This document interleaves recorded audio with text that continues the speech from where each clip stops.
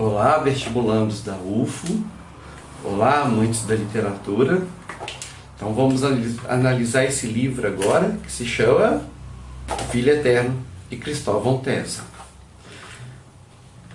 Cristóvão Tesa, é importante a gente pontuar, né, dentro da história da literatura, a posição do Cristóvão Tesa, né? Ele é um autor, está vivo, então teoricamente ele participa, né, do nosso tempo, então ele é contemporâneo aos seus leitores, então ele faz parte do que a gente chama hoje da literatura contemporânea. Literatura contemporânea porque ela ainda não foi classificada, teoricamente ela faz parte, né, de um movimento que começou lá do pós-modernismo em 1945, tá? E então a gente vai ter algumas características que a gente vai ver muito em comum com essa literatura, né, contemporânea, como a gente vê no livro, no autor Marcis Clear, nos autores Raduan Assar. Então a gente vai ter diálogos curtos, concisos, tá? Uma narrativa, uma densidade psicológica muito grande, né? Que é uma característica muito cara a essa literatura contemporânea, tá? E como o nosso narrador, ele é, né, curitibano, ele nasceu em Curitiba, né? A gente vai ter essa obra basicamente centrada na cidade de Curitiba, embora por causa da viagem do nosso personagem, né, do pai, como professor universitário, ele indo para outras cidades, né, outros estados, você vai perceber que Curitiba prevalece mais na obra, ok?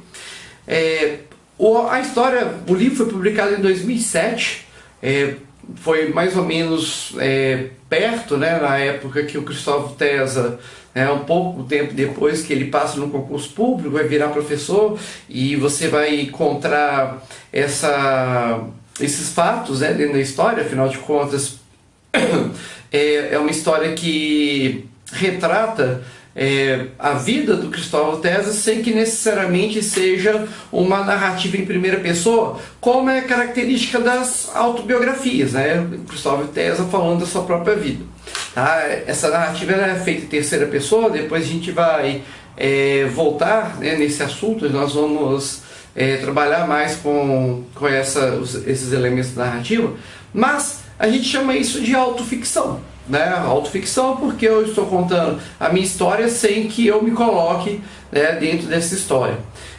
No lugar dele, né, do Cristóvão Tesa, ele coloca a figura de um pai, um pai que estava prestes, né, a receber seu filho, tá? E nesse processo de se tornar pai, ele ao mesmo tempo estava fazendo o processo de se tornar escritor. Quando o filho dele, né, nasce, né, e nasce com a síndrome de Down, você vai perceber que ele fala, né, que ele era um pai sem filho, porque ele teve muita rejeição ao filho dele no início, praticamente no livro inteiro, né, até que ele vai reencontrar, e ele era um escritor sem obra, né? E esse é um ponto bem interessante, essa caminhada do escritor com a caminhada do pai, a caminhada do pai com a caminhada do filho. A gente trabalha muito com essas ideias de espelhos, né? Essas relações especulares, né? De um tá espelhando o caminho do outro, né? Essa relação mimética, né, das mimeses, né? A ideia, né? O filho enquanto ideia é perfeito, mas o filho enquanto, né, nasce não é perfeito, e assim como a própria vida, o livro e etc. Ok? O romance tem 25 capítulos, tá? Em 200 e poucas páginas, então você vai perceber que é um romance rápido, né? Se você fosse dividir aí, em média, daria umas 10 páginas por capítulo. E é uma leitura, né, até relativamente fácil, tá? Não é uma leitura que causa grandes obstáculos. Ela tem lá o seu grande número de flashback, né, de ida e voltas, buscar, né, elementos do passado para explicar uma coisa do presente, mas é uma leitura relativamente muito tranquila, tá?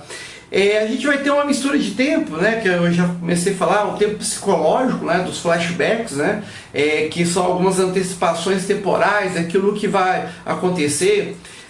Quem foi leitor do Machado de Assis sabe que o próprio Machado de Assis fazia isso, né? Ele, né, os seus narradores, eles paravam, né, a narrativa para antecipar algumas coisas, para voltar algumas coisas que eles já tinham falado, né? Então, dentro da trajetória da literatura brasileira é um recurso muito comum, tá? Então, assim, não é surpresa, né? Todos os escritores, no fundo, pós-machadianos, eles vão beber na fonte do Machado de Assis, então fica até tranquilo a gente perceber. Nesses momentos de flashback, nesses momentos de retomada temporal, o que a gente vai encontrar? O narrador, né, focado no pai, e nessa ideia, nessa busca de reavaliação da vida e das escolhas que fiz. Imagina você, tá? Você tem dois planos na sua vida. Um plano é você ser escritor e você não consegue ter o seu livro. Outro plano é você ser pai e você, né, quando vira pai, você não tem aquele filho que você vai, né, acompanhá-lo, ou ele vai te acompanhar em tudo, porque ele vai ter um número imenso, né, de necessidades especiais, né? Então, nessa história, né, nesse narrativo, o narrador vai colocando muito essa ideia de empecilhos.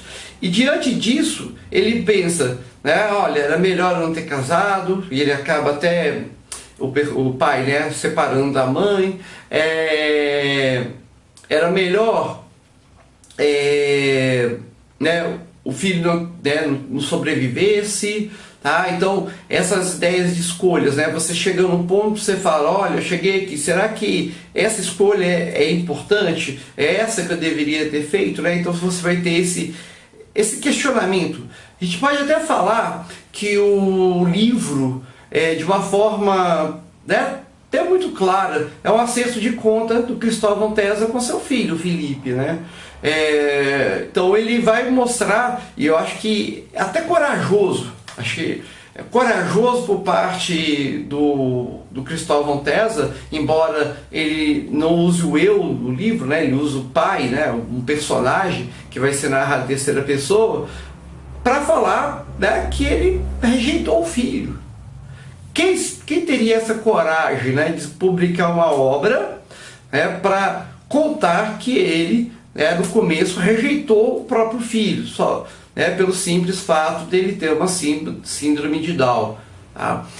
Lógico que quando você pega a época da história, quando você vai pensar com o estudo, né, sobre a síndrome, né, era cheio de tabus, não se acreditava tanto no desenvolvimento igual você tem hoje, né? Hoje você tem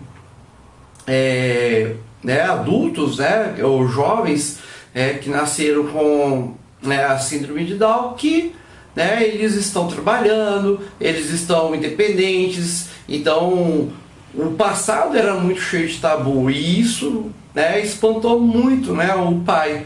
E uma imagem que é muito legal disso, dos tabus do passado em relação a isso, tá na ideia, né, que ele fala, olha, os protocolos, né, familiares em relação ao nascimento.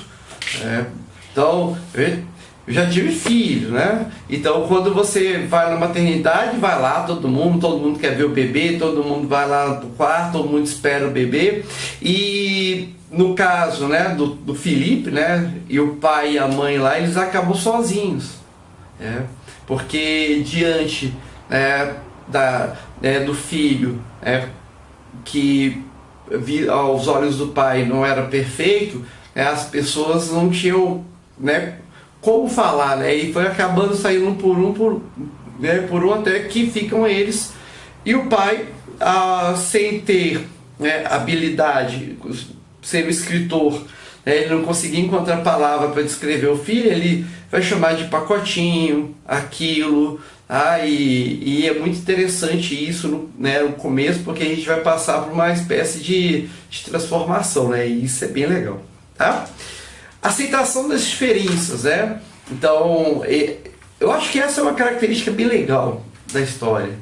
É, é, é um livro, né, que é muito bom de ler, mas que faz a gente sempre reavaliar nossa relação, né, de filho com nossos pais e de pais com nossos filhos, né, e isso é muito legal. E da gente perceber que a diferença é boa, né, a diferença não é ruim, né, o outro ser diferente é mais, né, uma coisa da gente, né, tratar com o nosso sentimento em relação a isso, né? E o livro vai mostrar bastante isso, e isso é muito legal. Outra coisa que eu até já falei um pouquinho, que é o amadurecimento do pai, né? O pai não estava pronto.